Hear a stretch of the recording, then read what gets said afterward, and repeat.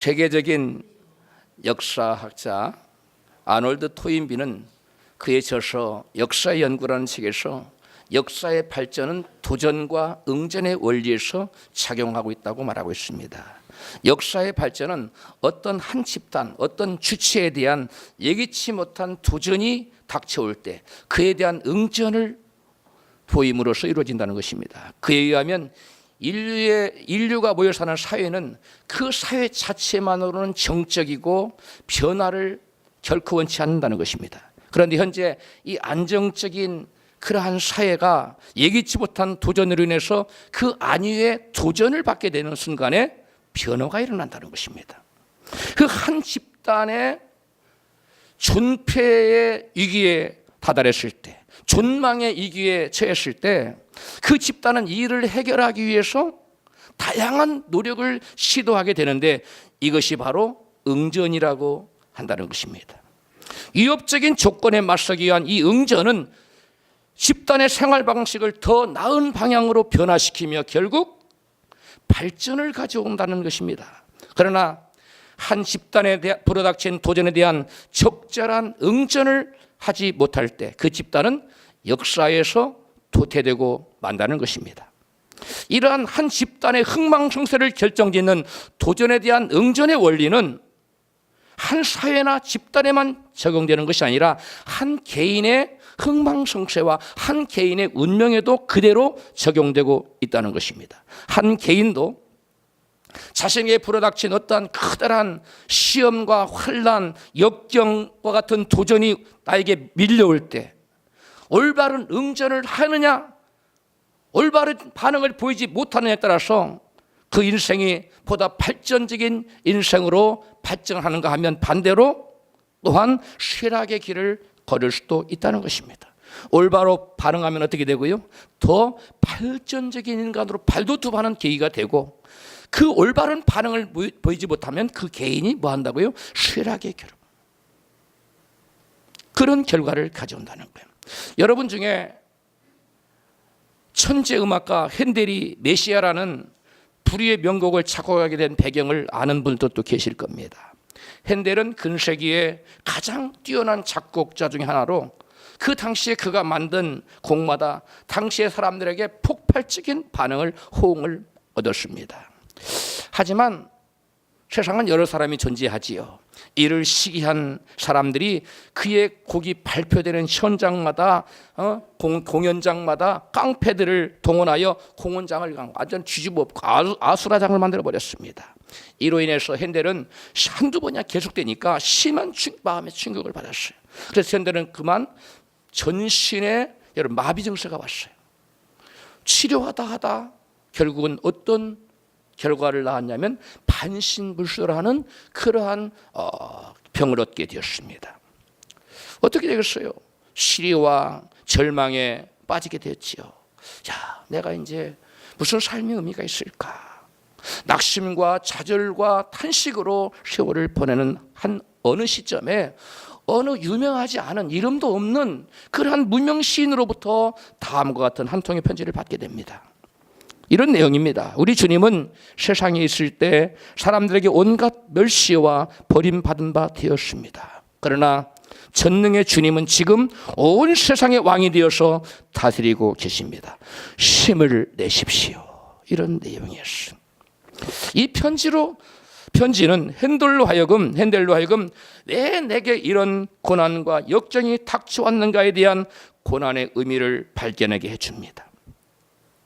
예수님이 고난당하고 인류를 구원하는 만왕의 왕이 된 것처럼 나에게 닥친 이 고난도 나로 하여금 하나님의 위대한 일을 하게 하시려는 하나님의 섭리가 있다는 고난의 의미를 깨달은 핸델은 하나님 앞에 나아갑니다. 식음을 전폐하고 무려 23일간 식음을 전폐하고 하나님께 나아가서 기도하기 시작합니다. 그래서 자기에게 닥치는 도전에 응전하기 시작한 겁니다. 그리하여 그는 23일간 하나님께 금식하며 식음을 전폐하며 하나님께 기도한 동안에 놀라운 하나님의 영감이 그에게 임했어요. 그래서 그 받은 영감을 가지고 막 적은 것이 뭐다고요? 메시아라는 불의의 명작입니다. 도전에 대한 올바른 응전은 핸델을 무너뜨리기는커녕 도리어 그를 더욱 위대한 인생이 되게 하는 촉매제 역할을 했다는 것입니다. 핸델에게 뿐만 아닙니다. 오늘날 저와 여러분에게도 이와 같은 핸델과 같은, 아니면 그보다 더 크고 아니면 보다 작은, 그러한 크고 작은 여러분 역경과 시련이 우리에게 닥쳐올 수 있습니다. 그 역경과 시련, 우리가 어떠한 반응을 보이느냐, 그 도전이 우리를 무너뜨리려고 다가오는 그 도전 앞에 우리가 어떠한 반응을 보이고 어떠한 응전을 하느냐에 따라서 우리는 보다 위대한 인생으로 발돋움할 수 있는가 하면, 반대로 그 도전에 적절한 반응을 보이지 못해서 쇠락의 길을 걷는 그러한 인생이 되기도 한다는 것입니다. 우리는 어떤 인생이 되어야 되겠습니까? 핸델처럼 적정한 반응을 보임으로 보다 위대한 인생이 되게 하는 그러한 촉매제로 우리에게 닥쳐오는 도전을 우리가 이용해야 될 줄로 믿습니다. 오늘 본문의 주인공 바울에게도 그의 인생에 정말 질병이라는, 고통스러운 질병이라는 강력한 도전이 찾아왔습니다. 그에게 다가온 질병은 여러분 보통 것이 아니었던 것 같아요. 3번씩이나 하나님께 나가서 간절히 기도했다는 거예요. 본문 고린도후서 12장 7절 시작. 여러 계시를 받은 것이 지극히 크므로 너무 자고하지 않게 하시려고 내 육체의 가시 곧 사단의 사자를 주셨으니 이는 나를 쳐서 너무 자고하지 않게 하려 하심이니라. 아멘. 하나님께서 바울에게 뭘 줬다고요? 육체의 가시를 줬다는 거예요. 다른 말로 뭐라고요? 사단의 사자를 그의 몸에 머물게 했다는 거예요. 그게 육체적으로 나타나는 뭡니까? 질병이에요. 여러분, 병에 걸려본 사람만이 병을 압니다. 과부가 돼볼 사람만이 과부의 심정을 압니다. 이 병이 우리에게 닥쳐오면 이 얼마나, 저도 정말 죽을 병에 걸려서 오랫동안 사투를 벌인 사람인데 이 질병에 걸리면 이루 말할 수 없이 고통스럽습니다. 그 질병이 나를 삼킬 것 같습니다. 너무나 마음이 무겁습니다. 그런데 바울도 인간인데 그러지 않았겠어요? 그래서 바울도 하나님 앞에 나가서 3번씩 어떻게 기도했다고요? 간절하게. 성경에 간절하게는 말은 항상 어디에 나오느냐면 목숨하고 관련된 사항일 때 간절하게 기도했다는 말이 나와요. 근데 바울이 어떻게 기도했다고요? 간절하게. 그만큼 이 바울에게 육신의 가시, 이 사단의 사자인 질병은 고통스러웠다는 거예요. 그런데 이 바울이 그러한 육체의 가시, 이 질병이라는 도전이 다가왔을 때 그는 어떻게, 무엇으로 그 도전에 반응합니까? 본문 12장 8절 시작. 이것이 내게 떠나기 위하여 내가 3번 주께 간구하였더니 9절 내게 이르시기를 내 은혜가 내게 족하도다. 이는 내 능력이 약한 데서 온전하여 짐이라 하신지라. 이러므로 도리어 크게 기뻐함으로 나의 여러 약한 것들에 대하여 자랑하리니 이는 그리스도의 능력으로 내게 머물게 하려 함이라. 아멘. 바울이 자기에게 찾아온 육체의 가시 질병이라는 도전에 바울은 1차적으로 어떻게 반응했어요? 기도함으로, 하나님께 나아가서 기도하는 것으로 반응했다는 것입니다. 그리하여 바울은 질병의 고난 중에 3번씩이나 하나님께 나가서 간절히 기도한 결과 고난의 의미를 깨닫게 되었습니다. 그가 깨달은 고난의 의미는 2가지였습니다. 하나는 너무 자고하지 않게 하시려는 하나님의 배려요 축복이라는 거예요. 아멘 합시다. 저와 여러분에게 닥치는 고난, 나를 멸망시킬 것 같고 나에게 제발 좀 안 왔으면 좋겠다 하는 것이 하나님 때때로 우리에게 허락하신다는 거예요. 그런데 그 가운데는 하나님이 나를 뭐 하시려는, 우리에게 더 큰 축복을 주시려는 하나님의 뭐가 담겨 있다? 배려. 그 다음에는 자신의 능력이 약한 데서 강해진다는 사실을 깨달았어. 아, 내가 약할 때 하나님 또 강하게 나타나시는구나. 나의 능력은 이만밖에 안 돼. 내가 능력이 다 나타나도 이만밖에 안 돼. 근데 하나님이 내 안에서 나타나면 이만한 것이 이따만하게 나타날 수 있다는 겁니다. 할렐루야. 우리에게 고난이 나타난 것은 우리의 능력이 한계에 내에서만 사는 것이 아니라 하나님의 능력을 의지하여 하나님 내게서 나타남으로 내 능력을 뛰어넘어 하나님의 크신 권능과 역사와 능력 가운데 살게 하시려는 하나님의 섭리가 있다는 것 사실을 믿고 고난이 올 때 감사하는 저와 여러분 되시기를 주의 이름으로 축원합니다. 우리 인생에 찾아오는 여러 가지 도전에 올바르게 응전하려면 우리는 어떻게 해야 할까요? 무엇보다도 먼저 바울처럼 고난이라는 도전 앞에 기도해야만 합니다. 그래서 야고보 사도는 야고보서 5장 13절에 너희 중에 고난 당하는 자가 있느냐? 저는 기도할 것이요. 고난 당하는 자에게 하나님께서 말씀합니다. 야고보 사도를 통하여 고난 당한 자는 뭐 할 것이라고? 기도할 것이라고 말씀합니다. 왜? 고난 당할 때 우리가 하나님에 나가서 기도할 때 하나님이 내게 주신 고난의 의미를 뭐 할 수 있기 때문에, 깨달아 할 수 있기 때문에, 그래야 우리가 적절한 고난에 대한 반응을 보일 수가 있기 때문에 우리는 먼저 하나님 앞에 나가서 기도해야 되는 것입니다. 하나님께서는 시편 기도를 통해서 환난이라는 도전을 만났을 때 기도하라고 말씀합니다. 시편 50편 15절, 환난 날에 나를 부르라. 내가 너를 건지리니 내가 나를 영화롭게 하리로다. 나를 부르라는 말은 뭐예요? 하나님께 나와서 기도하라는 겁니다. 환난이라는 도전을 만났을 때 기도하면 환난이 변하여 하나님께 영광 돌리는 역사가 나타난다는 것입니다. 할렐루야. 환난이 변하여 축복이 된다는 것입니다. 환난이라는 도전을 만났을 때, 그러므로 저와 여러분은 원망하거나 불편하거나 뒤로 물러갈 것이 아니라 하나님께 나아가서 감사하며 찬양하며 기도하는 저와 여러분이 될 때, 우리의 여러분, 이 칠흑 같은 어둠이 변하여 광명한 빛으로 변하며 사망의 그림자가 물러가고 여러분 광명한 생명 역사가 우리 가운데 나타난다는 사실을 믿으시기를 저러므로 축원합니다. 예수님께 죽음이라는 십자가 도전이 찾아왔을 때 주님께서는 어떻게 하셨습니까? 마태복음 26장 36절 이하는 그것을 우리에게 기록해 놓고 있어요. 같이 읽습니다. 예수께서 제자들과 함께 겟세마네 하는 곳에 이르러 제자들에게 이르시되 내가 저기 가서 기도할 동안에 고민하고 슬퍼하사 이에 말씀하시되 내 마음이 심히 고민하여 죽게 되었으니 너희는 나와 함께 깨어있으라 하시고 38절 기도하여 이르시되 내 아버지 할만하시거든 내게서 지나가게 하옵소서. 아멘. 예수님께 도전이 찾아왔습니다. 어떤 도전입니까? 십자가에 죽어야만 하는 그러한 죽음을 앞둔 강력한 도전이었습니다. 이 도전에 우리 주님은 어떻게 응전하십니까? 어떻게 맞습니까? 겟세마네 동산에 누구를 만나러 가십니까? 하나님을 만나러 가서 하나님께 나가서 뭐 했습니까? 기도했습니다. 얼마나 간절히 기도했던 성경은 땀방울이 병하여 뭐가 됐다고? 핏방울이 될 만큼 간절히 기도했다. 하나님, 이 순전히 내게서 할만하시거든 내게서 옮기게 하여 주옵소서. 그러나 내 뜻대로 마옵시고 누구 뜻대로? 아버지 뜻대로 되기를 원하나이다. 기도해 본 결과 내가 십자가를 지지 않으면 아버지 하나님 뜻이 이루어질 수가 없다는 사실을 깨달았습니다. 그 사명을 자각했습니다. 십자가라는 도전에 물러서지 않기로 했습니다. 그래서 예수님은 십자가를 받아들였어요. 십자가를 지심으로 도전에 대한 응전을 할 수가 있었습니다. 할렐루야. 그 원동력이 어디에 있었습니까? 기도에 있었다는 것입니다. 예수님마저도 도전이 찾아올 때 그 도전에 맞서기 위해서 올바른 반응을 하기 위해서 어떻게 했다고요? 기도했다는 겁니다. 예수님도 당신 앞에 다가온 이 고난의 바른 응전을 하기 위해서, 바른 반응을 하기 위해서 하나님 앞에 나와서 간절히 기도했다면 저와 여러분 무엇을 말하겠습니까? 저와 여러분도 역시 문제가 오고 고난이 오고 시련이 닥쳐올 때 여러분 뒤로 물러받지 말고 그 문제를 가지고 하나님 앞에 나가서 기도한 여러분 되시기를 축복합니다. 그래야 예수님은 그 십자가를 지고 인류의 죄를 대속하는 속죄의 사명을 감당하고 마침내 죄인 모든 인류를 구원한 그 속죄 사역을, 구원 사역을 이루신 것입니다.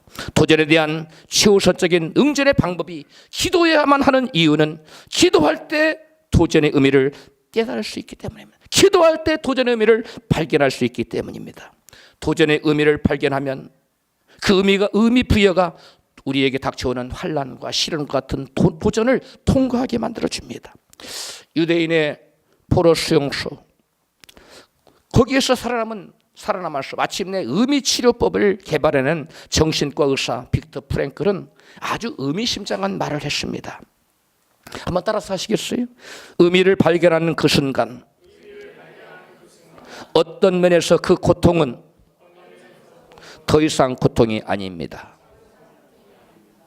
의미를 발견하면 나에게 닥치는 고난, 시련, 역경, 환난, 이런 어떤 도전에 대한 의미를, 이 도전이 내게 왜 왔는가, 그 의미를 발견하면 더 이상 고난은 뭐가 아니다? 고난이 아니라는 거예요. 나치의 죽음의 수용소에서 끝까지 살아남은 사람들은 여러분 건강한 사람들이 아니었어요. 지능지수가 좋은 사람이 아니었다는, 머리 좋은 사람이 아니었다는 겁니다. 어떤 사람이 살아남았느냐? 꼭 살아야만 할 절실한 삶의 의미를 가진 사람. 나는 꼭 살아남아야 돼. 그래서 내 사랑한 아내에게 가야 돼. 나는 꼭 살아남아서 나는 사랑하는 아들에게 가야 돼. 나는 살아남아서 내가 쓰다만 책을 완성해야 돼. 자기가 살아야 될 의미, 자기의 존재 의미를 깨달은 사람은 어떠한 시련과 역경 가운데 다 죽어나가도 그 사람들은 살아남더라는 것입니다. 문제가 우리를 무너뜨리는 것이 아닙니다. 우리에게 닥쳐오는 문제의 의미를 깨닫지 못한 사람은 그 문제 앞에 눌려서 죽게 되는 것입니다. 그것이 우리를 무너뜨리는 거예요. 그러나 아무리 문제가 크다 할지라도 그 문제의 의미를 한, 고난의 의미를 한 사람은 고난을 넉넉히 이기는 위대한 승리자가 될 줄로 믿습니다. 그리고 자신이 지옥 같은 아우슈비츠에서 살아남을 수 있었던 이유를 이같이 말했어요. 살아갈 이유가 있는 사람은 어떻게든 견딘다. 이거 니체의 말이거든요. 이 니체의 말을 항상 되뇌었다는 거예요. 그 안에서 서로서요. 그 말은 그곳에서 저의 삶을 지탱하는 모토가 될 수 있었습니다. 저는 끊임없이 저 자신에게 삶의 의미를 부여함으로써 고난을 이겨낼 힘을 얻을 수 있었습니다. 무엇을 부여함으로써요? 삶의 의미를 자신에게 끊임없이 부여함으로써 그는 고난을 견뎌냈다는 거예요. 빅터 프랭클이 죽음이라는 도전을 극복할 수 있었던 비결은 다른 것이 아니라 뭐라고요? 삶의 의미를 부여하는 것이에요. 고난의 의미를 찾는 것이었어요. 이처럼 누구나 고난이라는 도전 앞에서 고난의 의미를 발견하는 순간 더 이상 고난은 고난이 아니고 고난 우리를 파멸로 이끌지 못한다는 거예요. 도리어 그 고난 우리를 그 인생을 더욱더 격조 높은 인간으로 더 위대한 인생으로 발돋움하는 뭐가 되고 말아요? 촉매제로 변화되고 만다는 것입니다. 할렐루야. 의미 부여는 삶의 태도를 바꾸게 하며 고난을 극복하게 합니다. 의미를 발견한 사람은 뭘 바꿔요? 삶의 태도를 바꿔요. 부정적인 태도에서 긍정적인 태도로, 뒤로 물러가는 태도에서 앞으로 전진하는 태도로 삶의 태도를 바꾼다는 것. 미국이 낳은 세계적인 정신 분석학자인 마틴 셀리그만은 태도는 사실보다 더 중요하다는 유명한 말을 합니다. 한번 따라서 할까요? 태도는 사실보다 더 중요하다. 또한 저명한 심리학자 칼 매닝거는 사건이 해석보다 더 중요하다는 유명한 말을 했어요. 따라서 할까요? 시작. 사건이 해석보다 더 중요하다. 사건보다 더 중요한 건 해석이라는 거예요. 어떠한 사건이 터졌느냐 그 사실 자체가 중요한 것이라 그 사건을 어떻게 해석하느냐에 따라서 중요하다는 거예요. 우리말에 그 비슷한 말이 있죠. 뭐라고요? 꿈보다 해명. 꿈을 아무리 나쁜 꿈을 꿨더라도 좋은 꿈을 꾸면 좋은 역사가 나타난다는 거예요. 할렐루야. 그러나 아무리 좋은 꿈을 꿨어도 나에게 안 좋은 일이 생길까 봐 그러면 안 좋은 일이 나타나. 여러분, 사건이 중요한, 사건 속에 함몰되는 것이 아니라 사건 속에 매몰되는 것이 아니라 그것에 묻히는 인생이 아니라 어떤 사건이 닥쳐도 그 사건을 아름답게 해석하여 위대한 인생으로 승화되는 저와 여러분 되시기를 주여 축복합니다. 여러분, 어떤 사건에 대한 그 의미를 어떻게 해석하느냐에 따라서 어떻게 의미를 부여하느냐에 따라서 그 사건에 대한 우리의 태도가 결정되는 것이에요. 성경에 유명한 사람이 있죠. 누굽니까? 바로 요셉입니다. 요셉의 경우 자기가 종에 팔려온 것에 대한 그 도전, 종으로 팔리는 도전. 여러분, 그런 경험해 보면 얼마나 기가 막히겠어. 그 다음에 또 감옥에 갇히는 도전. 엄청난 시련을 겪습니다. 그런데 그런 사건들을 이 요셉은 해석을 기가 막히게 해버려요. 사건 자체는 얼마나 흉악합니까? 얼마나 그 인생을 정말 힘들게 한 겁니까? 사건 그 자체만 본다면. 그러나 요셉은 그 사건을 사건으로만 보지 않고 그 사건을 아름답게 해석해요. 사건의 배후에 누가 계셨다? 하나님이 계셨다는 겁니다. 그리고 형들을 용서합니다. 사건을 바로 용서하니까, 해석을 하니까 보통 사람 가운데 만나기만 해봐라. 응? 가만히 들어보자. 이를 갈고 비수를 막 갈고 있었을 거 아닙니까? 응? 그런데 요셉은 그렇게 하지 않았어요. 형들을 만나서 말합니다. 창세기 50장 20절에 시작. 당신들은 나를 헤아려 했으나 하나님은 그것을 선으로 바꾸사 오늘과 같이 만민의 생명을 구원하게 하시려 하셨나니. 21절. 당신들은 두려워 마소서. 내가 당신들과 당신들의 자녀를 기르리이다 하고 그들을 간곡한 말로 위로하였더라. 요셉의 정치를 알고 나서 이제 아버지가 죽었는지 요셉 우리를 해하면 어떡하지? 두려워하는 형들에게 이 모든 일은 누구로 말미암았다고요? 하나님으로. 그래서 내가 당신들을 헤아리기는커녕 도리어 당신들과 당신의 자녀들을 뭐 할 것이다? 기를 것이다 하라고 간곡히 위로하는 사람이 되고 있어. 용서할 뿐만 아니라 위로자가 됩니다. 왜 여러분 이런 태도가 나옵니까? 그 사건에 대한 뭘 잘했기 때문에 해석을 기가 막히게 한 겁니다. 여러분, 저와 여러분에게 닥치는 크고 작은 모든 사건에 대해서 하나님을 개입시키십시오. 여러분, 삼세 한 마리가 떨어지는 것도 하나님의 허락 없이는 거저 된다 안 된다? 안 되는 것입니다. 하나님을 개입시키지 않으면 그 사람이 원망스러운 거예요. 그러나 우리가 하나님을 개입시키면 하나님이 내게 뭔가를 뭐하게 하시려고? 깨닫게 하시려고, 의미를 찾게 하시려고, 더 위대한 일을 하게 하시려는 하나님의 깊은 뜻이 계신다는 거예요. 나를 알지 못하지만 나의 모든 것을 아시고 나의 형제를 아시는 주님, 나의 성격과 나의 모든 것을 아시는, 나보다 더 잘 아시는 주님이 나에게 더 좋은 것을 주시려는 그런 뜻에서 우리에게 내가 이해할 수 없고 받아들이기 힘든 사건까지도 뭐 하신다? 허락하신다는 거예요. 그 사건을 닥칠 때 우리는 여러분 의미를 찾되 하나님을 개입시켜서 의미를 찾는 여러분 되시기를 주 이름으로 축복합니다. 여러분 켄터키 치킨 아시죠? 할아버지 수염 달고, 한국에도 앞에 이렇게 있나요? 그분이? 이 켄터키 치킨의 창업자는 샌더스입니다. 그분이 65세의 나이에 자신의 모든 아들을 잃어버려요. 그리고 모든 재산을 다 부도가 나서 잃어버립니다. 그리고 부도가 나고 자식도 다 잃고 나니까 부인마저도 떠나버려요. 이런 여러분 놀라운 도전이 샌더스에게 노년 샌더스 나이 65세에 찾아옵니다. 우리나라 나이로는 66세나 67세 됐지 않았겠어요? 그는 그 도전을 견디다 못해 정신 이상 증세가 왔어요. 우울증이 왔어요. 정신 분열 증세가 왔어요. 병원에 입원했어요. 정신병원에서 그는 처음에는 고난을 이기지 못하고 자살로 인생을 마감하려고 나갑니다. 고난에 자기 찾아온 고난을 뭘로 대응하라고 그랬어요? 그 자살로 인생 사표 쓰려고 결정한 거예요. 그리고 밖에 나갔어요. 자살하려고. 그런데 먼 곳에서 찬양 소리가 틀려나왔어. 따라가 보니까 어느 조그만한 교회였어. 교회에 갔는데 어떤 분들이 자기보다 훨씬 나이가 많은 할머니 할아버지가 하나님께 간절히 찬양하는 모습, 자기도 그렇게 찬양했어요. 찬양하다가 자기도 같이 그들이 기도하고 같이 기도했어요. 그러면서 주의 음성을 듣습니다.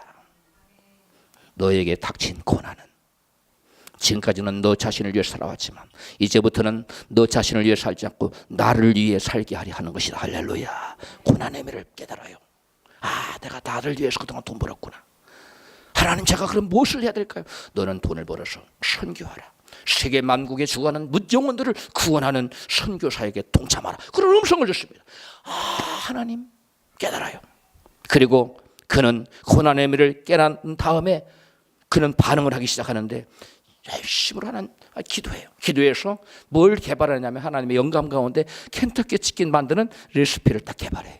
이거 맛인데 이러면 사람들이 많이 먹을 거야. 그리고 레시피를 개발한 다음에 포드 똥차를 가지고 오래된 차를 가지고 덜렁거리는 차를 타고 미국 전주를 돌아다녀요. 치킨 한 조각에 1센트만 냈어요. Just 1센트. 사람들이 다 콧방귀를 낍니다. 웃기는 소리 하지 마시오. 무슨 치킨 한 세트에 1센트를 주고 내가 그 레시피를 산다고? 말도 안 돼. 사람들을 계속 그 사람 문전박대합니다. 거절을 당합니다. 무려 몇 번 거절을 당하냐면 1008번 거절을 당해요. 몇 번 실패한 거예요? 1008번 실패한 거예요.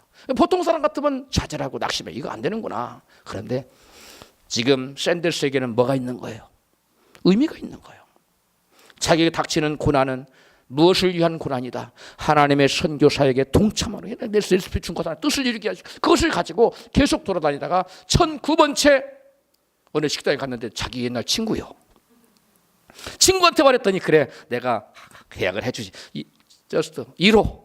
그래서 그 지점을 차려서 샌더스 치킨 센터를 만든 거예요. 그래서 1009번째, 그 다음에 1010번째, 1011번 쫙 1호, 2호, 3호 해가지고 여러분 미국의 수천 개의 저기를 만듭니다.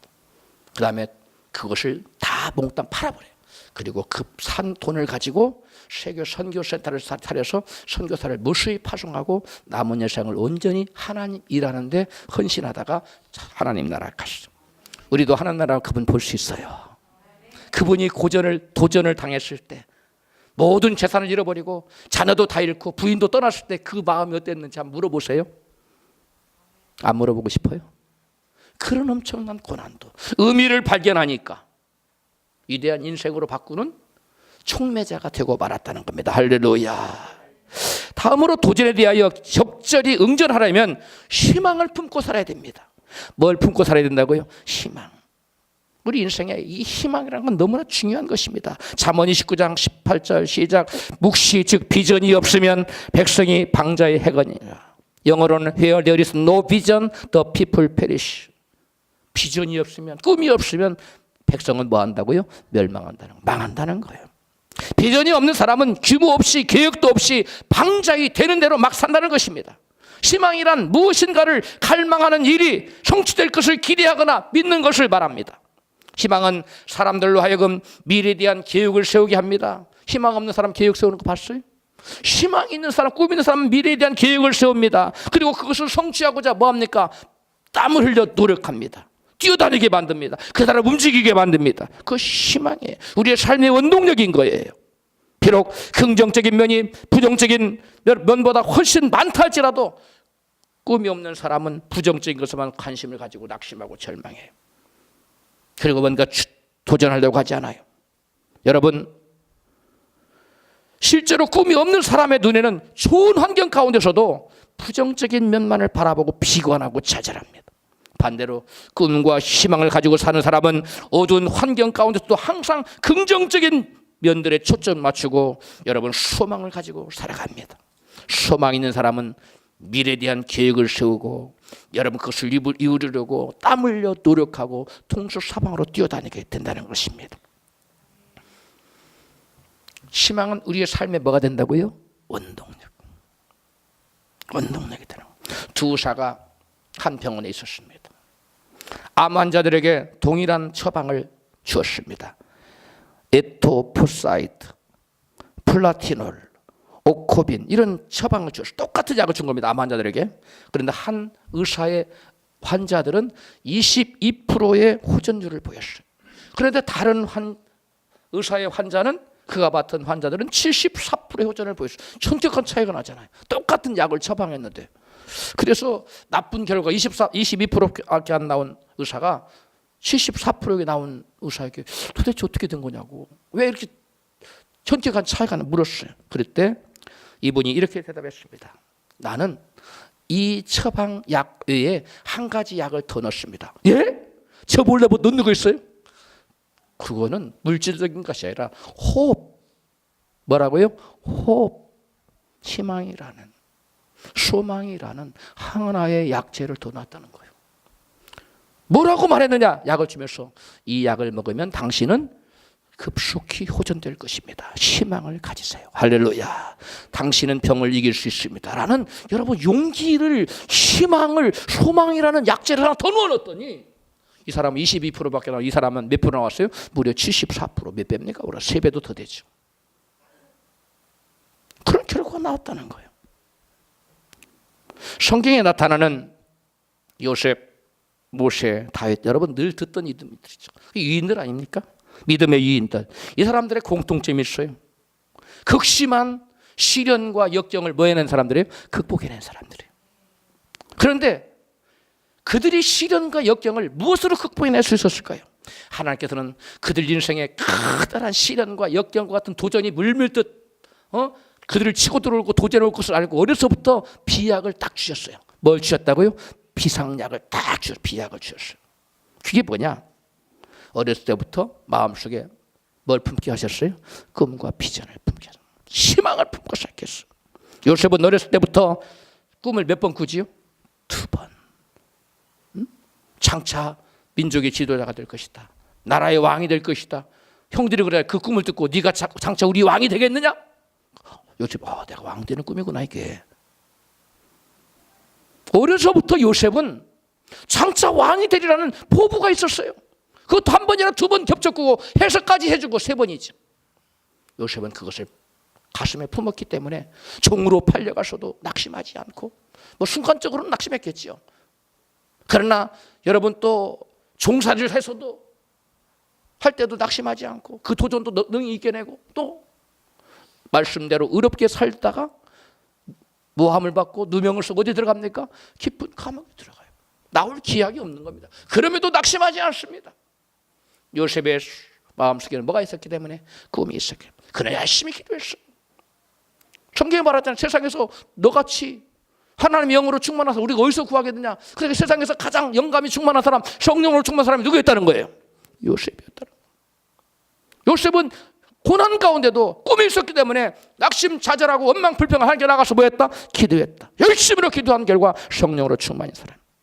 여러분 다윗 보세요. 어린 시절에 선지자 사무엘을 보내서 어떻게 했어요? 왕이 되는 기름, 너가 장차 왕이 되고 기름을 붓잖아요. 왕 되는 기름. 그러니까 다윗이 사울에게 쫓기고 뭐 별 시련과 역경을 당할 때 다윗은 뒤로 물러가지 않았어. 의연했어요. 그 안에 뭐가 있었기 때문에 난 장차 왕이 될 것이다. 꿈을 가지시기를 주의 이름으로 축복합니다.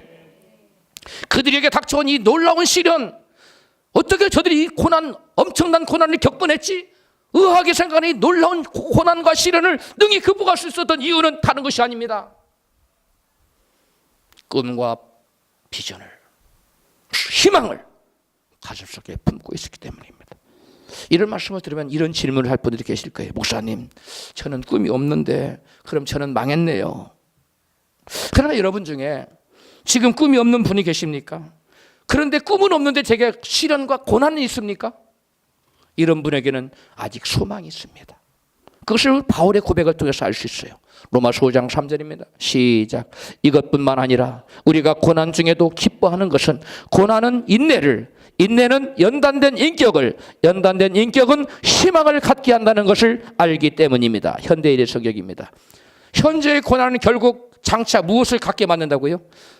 형제의 고난은 결국 무엇을 갖게 만든다고요? 희망을 갖게 만든다는 거예요.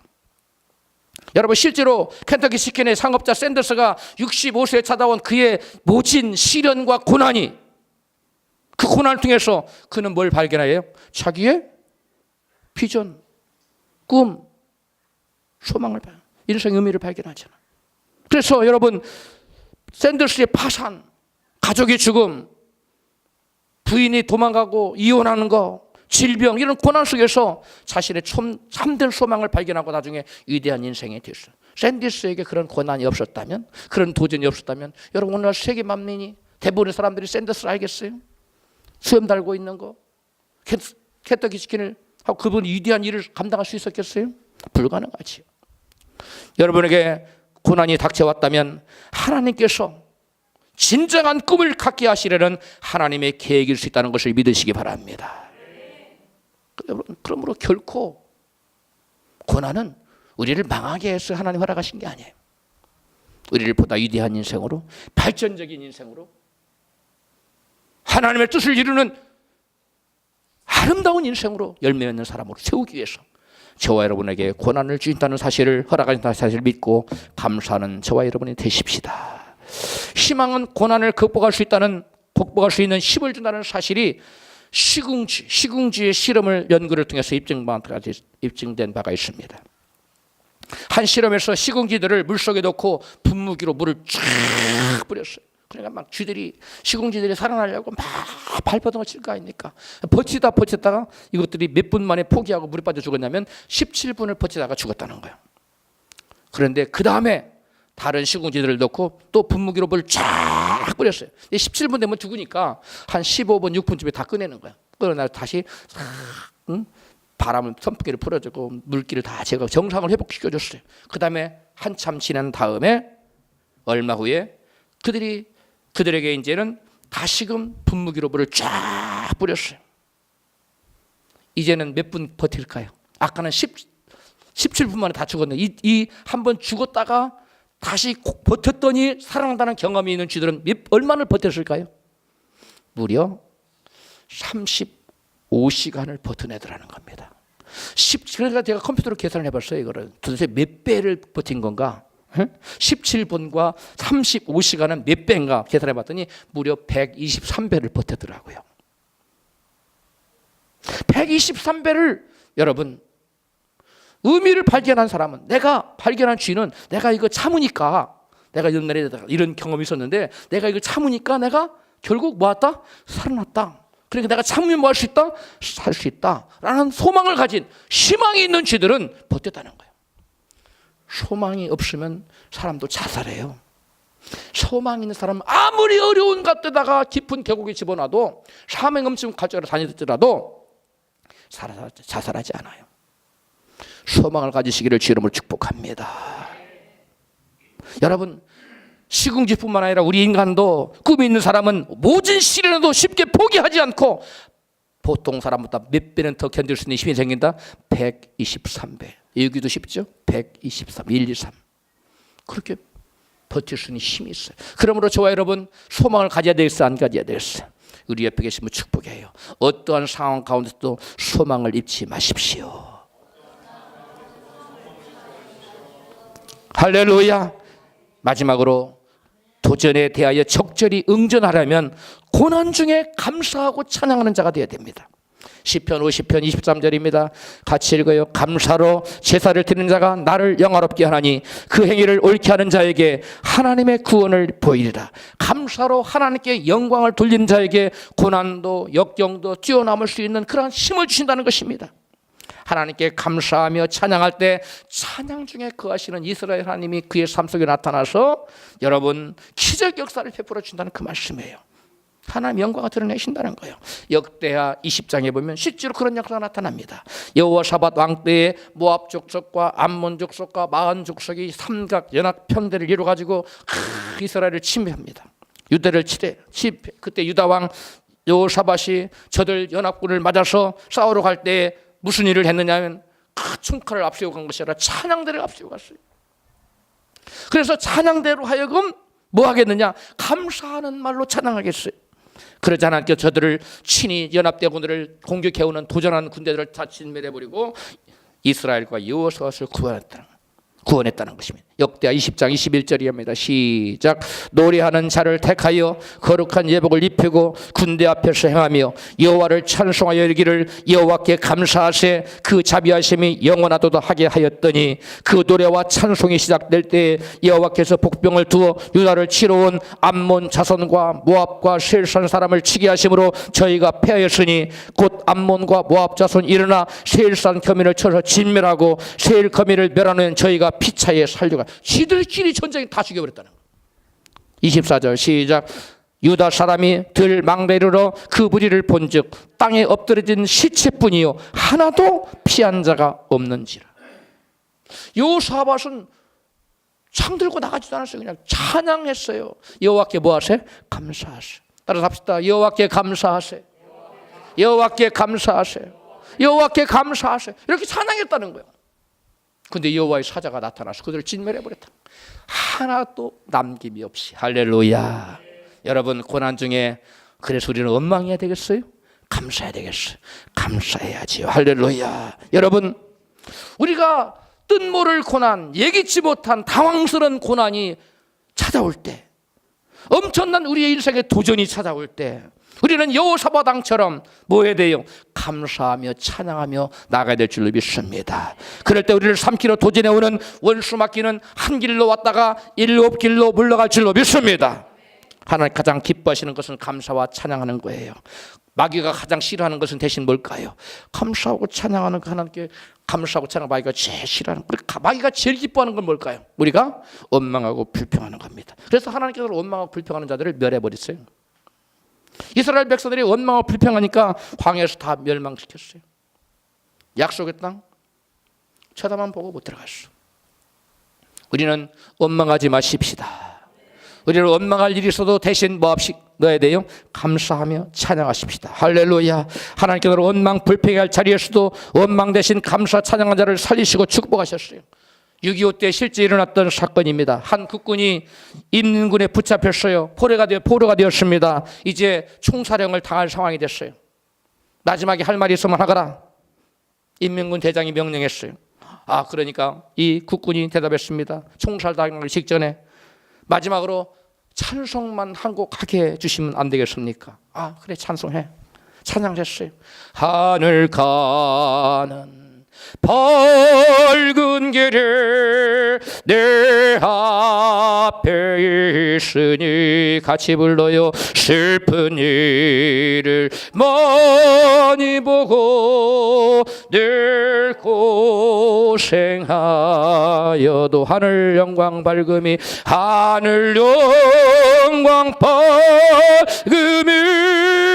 어둠 권을 해치는 예수 공모의지하여 항상 빛을 보도다. 내가 천성 바라보고 가까이 왔으니 아버지의 영광 집에 가실 맘이 있도다. 나는 부족하여도 영접하실 터이니 영광 너로 계신 주님 우리 구주 예수라. 따다다다당 총소리가 났어. 찬송을 딱 하는 온 천하에 따발 총소리가 팍 울려 퍼졌어. 국군은 총소리는 금방 쓰러졌어. 자기가 죽는 줄 알고. 그런데 누군가가 그 쓰러져 있던 국군을 들쳐매더니 도망을 쳤습니다. 누구였을까요? 천사였을까요? 아닙니다. 바로 국군을 총살하라고 명령을 내렸던 바로 그 인민군 대장이었습니다. 인민군 대장이 국군을 쏜 것이 아니라 인민군들을 탁 쏴서 죽여버리고 총살 당해야 될 그 국군을 들쳐매고 도망친 것입니다. 찬송 소리를 듣고 있던 인민군 대장의 아버지가 북한에서 뭐였어요? 교회 장로였다는 것입니다. 인민군 대장도 예전에 유년주일학교 다니면서 교회를 다닌 사람이었어요. 그래서 인민군들을 쏘아 죽이고 도망쳐서 그 국군을 살리고 나중에 그분이 목사가 되었다고 합니다. 여러분, 죽을 수밖에 없는 환경에서도 이 국군이 총사령을 당했기 전에 지금 뭐 했어요? 하나님께 감사하며 찬양하니까 여러분, 죽음도 비켜가는 역사가 나타났다는 거예요. 죽을 수밖에 없는 환경에서도 원망하지 마십시오. 감사하십시오. 여러분, 이보다 더 절박한 것이 하나님, 제가 하나님 믿었는데 왜 저걸 죽여요? 그렇게 하지 않았다는 거예요. 감사하며 찬양했다는 거예요. 하늘 가는 밝은 길이 내 앞에 있으니 하나님, 나는 부족해도 주님이 나를 받아줄 줄로 믿습니다. 감사하며 찬양했더니 여러분, 그 인민군 대장의 마음을 주님께서 주장하셔서 국군을 죽인 것이 아니라 인민군들을 다 쏴 죽이고 여러분 살려내는 역사가 나타났다는. 할렐루야. 꼭 기억하십시오. 죽을 수밖에 없는 환경에서도 뭐 하지 말자. 원망 대신 뭐 하자? 감사하고 찬양하자. 할렐루야. 여러분, 눈물을 고난 때문에 힘들고 아무리 어려워도 왜 내게만 이런 고난이 오냐고 원망하거나 불평하지 말고 그 인생의 엄청난 도전이 몰려와도 원망 불평 대신 여러분 감사하고 찬양하십시오. 원망 불평 대신 여러분 감사하며 찬양할 때 우리가 생각지도 못한 놀라운 하나님의 기적적인 역사가 기다리고 있다는 사실을 기억하시기 바랍니다. 하나님을 사랑한 자에게는 모든 것이 합력하여 뭐한다고 손을 드는 사실을 믿고, 지금 이것이 악처럼 다가왔지만 요셉이 종으로 팔려갈 때, 여러분 깊은 감옥으로 갈 때, 종살이를 살 때 여러분 그 심령이 얼마나 힘들었겠어요. 그러나 여러분 그 과정을 다 겪고 나니까 요셉은 뭐예요? 온 천하를 구원하는 구원자가 되었고 애굽의 총리 대신이 된 거 아닙니까? 하나님을 요셉의 끝까지 사랑한 자의 머리에 물러 있었기 때문에 요셉은 여러분 종에서 변하여 죄수에서 변하여 총리 대신 된 겁니다. 할렐루야. 우리 옆에 계신 분이 당신도 요셉처럼 될 수 있습니다. 물어봐요. 믿습니까? 물어보세요. 물어보시라고. 믿어요? 믿으세요? 저와 여러분이 하나님을 사랑하는 자리에 머물러 있기만 하면 모든 것이 뭐 한다고요? 합력하여 선을 이루는 역사가 나타난 겁니다. 할렐루야. 인생에 닥쳐온 고난이라는 도전에 어떻게 반응하냐에 따라서 위대한 인생이 되기도 하고 반대로 파멸에 이르기도 한다는 것입니다. 요셉을 보십시오. 종으로 팔려가는 도전, 또 13년이라는 그 기나긴 동안 종살이를 하는 도전, 또 말씀대로 살다가 간음죄로 누명을 쓰고 감옥에 갇히게 되는 그런 도전 앞에 하나님께 기도함으로 응전하여 여러분 마침내 총리 때 신세지 않습니까? 또한 다윗을 보십시오. 그의 인생의 위기의 도전들이 수없이 많았지만 그는 이스라엘 열왕 중에 수많은 왕들 중에 뭐가 됐어요? 성왕이 됐어요. 가장 하나님이 사랑하시고 온 백성의 칭송을 한마디 받는 이스라엘 역사가들이 계속 다윗을 칭찬하고 하나님도 칭찬하고 사람도 칭찬하는 그런 위대한 인생이 될 수 있었던 것은 요셉 다윗에게 닥친 모든 도전들을 다윗은 항상 여러분 믿음으로 하나님을 의지하여 반응했다는 거예요. 저와 여러분도 다윗처럼 반응합시다. 또 바울 보십시오. 그에게는 매맞는 도전, 또 감옥에 갇히는 도전, 뭐 이루 말할 수 없는 도전과 여러분 고난으로 점철된 생애 아니었습니까? 그는 자기 집에서 머물던 시간보다 감옥에 머물던 사람이 더 많았어. 그러나 그 감옥에서 하나님께 뭐합니까? 원망하나 불평하지 않고 기도하고 찬송하고 하나님께 영광을 돌려요. 옥토가 흔들리고 옥문이 열리잖아요. 저와 여러분이 눈에는 보이지 않지 마귀가 우리를 꽁꽁 옥문에 갖다 놓고 옥문을 잠가놓고 우리를 묶어놓고 있어요. 그러나 우리가 그러한 고난 앞에서 하나님께 원망 대신 여러분 감사하고 찬양하면 우리를 가둬놓는 옥문이 열릴 줄로 믿습니다. 우리를 묶고 있는 여러분 사단의 밧줄이 다 풀려질 줄로 믿습니다. 이것이 여러분 감사의 이력이라는 거예요. 감사하면 마귀는 바들바들 떨어요. 하나님은 기뻐하세요. 원망하면 마귀가 너무 기뻐해. 신난다. 제가 지금 막 원망하는구나. 하나님 보시죠. 제 지금 원망하는 거. 마귀가 신나서 줄줄 몰라. 원망하지 마십시다. 아무리 망할 것 같고 아무리 죽을 것 같아도 원망 대신 뭐 해야 돼요? 감사하고 찬양해야 돼요. 고린도후서의 바울의 고백을 들어봐요. 고린도후서 4장 8절 시작. 우리가 사방으로 우겨쌈을 당하여도 쌓이지 아니하고 답답한 일을 당하여도 낙심하지 아니하는. 바울은 어떠한 여러분 우겨쌈을 당하고 어떠한 여러분 답답한 일을 당해도 낙심하지 않았어. 왜 그래요? 사건 배후에 계신 누구를 바라봤기 때문에. 하나님, 홍수 중에 누가 계신다고요? 여호와께서 홍수 중에 자정하고 계신다고 시편에 말씀하고 있습니다. 따라합시다. 홍수 중에 여호와께서 자정하시며. 홍수가 올 때는 홍수만 오는 것이 아니에요. 그 홍수를 컨트롤해서 그 홍수로 인하여 우리 하나님 뜻을 발견하고 위대한 인생을 세우고자 하나님 우리에게 여러분 참된 소망을 갖게 하고 꿈을 갖게 그것을 발견하게 하고 의미를 갖게 해서 우리에게 위대한 인생을 살게 하시려는 하나님이 그 홍수 위에 자정하고 계신다는 사실을 믿으시기 바랍니다. 인생에 예기치 못한 도전이 찾아왔을 때 올바르게 응전하느냐의 여부에 따라서 우리의 인생이 달라지는 것입니다. 인생의 중대한 도전에 올바른 반응을 하기 위해서 하기를 원하신다면 기도하여 고난의 의미를 발견하십시오.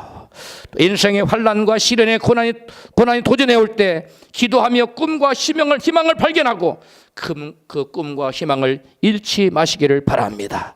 폭풍 같은 환난의 바람이 도전해 올 때도 원망이나 불평하지 말고 감사하며 찬양하며 나가시기를 주로 축복합니다. 그리하여 우리 모두 마침내 도전을 극복하고 하나님의 위대한 일꾼으로 쓰임받기를 주님의 이름으로 축원합니다. 왜 내게